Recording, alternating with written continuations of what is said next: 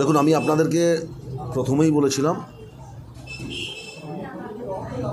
যে পরিমাণ ডিবিসির জল ছাড়ার প্রয়োজন ছিল তার থেকে অনেক বেশি উদ্দেশ্য প্রণোদিতভাবে চক্রান্তের শিকার আমরা। তবে আমরা মানুরের কাছে নদী বাঁধ ভাঙার পর যে পরিমাণ পূর্ব মেদিনীপুর জেলার পাঁশকুড়ার বিস্তীর্ণ এলাকা জুড়ে মানুষ জলবন্দী, জলমগ্ন, পরবর্তীকালে জল কমেছিল, আবার একদিকে প্রবল পরিমাণ বৃষ্টি হয়েছে, আবার অন্যদিকে জল ছেড়েছে ডিবিসি। স্বাভাবিক নিয়মে জল একটু বাড়বে। তবে আমাদের মানুরের কাছে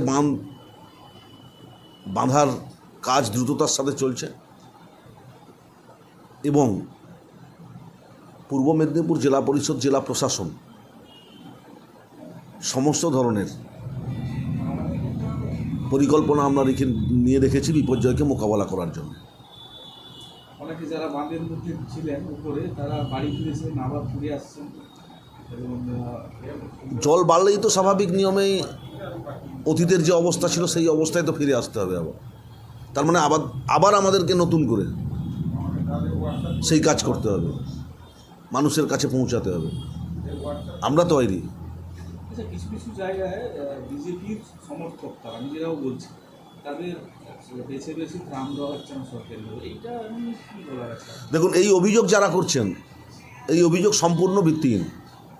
আর যারা নিজেকে বিজেপির পরিচয় দিয়ে এই কথা বলছেন, আপনারা নিশ্চিতভাবে জানেন ভারতীয় জনতা পার্টি সবসময় রাজনৈতিক উদ্দেশ্য প্রণোদিতভাবে কথা বলেন, আর তাদের কথা না বলাই ভালো। তা যার নেতা বলেন ২৬ সাল থেকে বন্যা বন্ধ করে দেব, তাদের কথা নিশ্চিতভাবে সমালোচনা না করাই বাঞ্ছনীয়। তবে দলমত নির্বিশেষে ইন জেনারেল পাবলিকের কাছে আপনারা যান, ইন জেনারেল পাবলিকের কাছে সংবাদ মাধ্যম পৌঁছাক যে পাঁশকুড়াতে জেলা প্রশাসন কোনোভাবে রাজনৈতিক উদ্দেশ্য প্রণোদিতভাবে ত্রাণ বন্টন করেছে কিনা। আমরা সার্বিকভাবে সমস্ত মানুষের কাছে পৌঁছে দেওয়ার চেষ্টা করেছি। আপনার বিধানসভা ক্ষেত্র পটাশপুর এবং বাদিয়া অঞ্চলে যে জলমগ্ন হয়েছিল, এখন কী পরিস্থিতি? বাদিয়া অঞ্চলের জল কিছুটা নেমেছে, পটাশপুর স্বাভাবিক।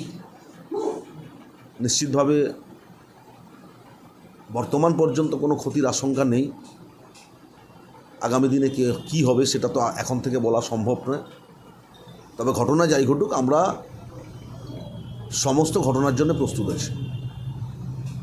দেখুন, আমি